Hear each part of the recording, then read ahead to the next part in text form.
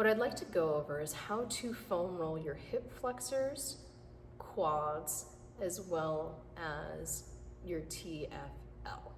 So to start with, for the hip flexor, I like to recommend that clients get the foam roller up into the hip crease, with that little corner of the foam roller in the hip crease. From here, it makes it easier for them to get into the hip flexor, and they can kind of rotate their hips into the corner of the foam roller. Now from here, they can go right into the TFL, which is on the side of the upper part of your hip.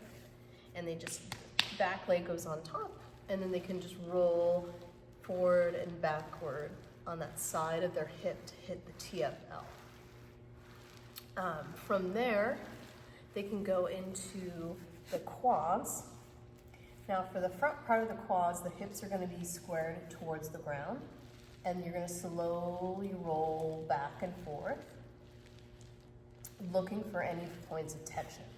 And you keep moving down the leg, slowly back and forth, until you hit right above the knee. And what I'm looking for are there any points of tension.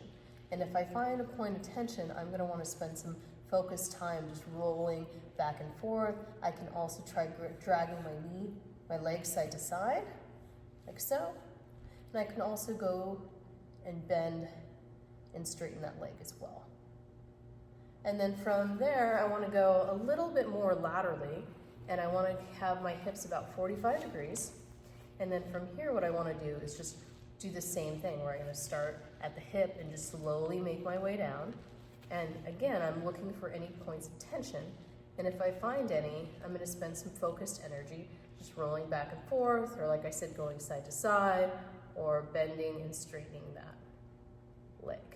And that's how I'm going to address the hip flexor, the TFL, the quad,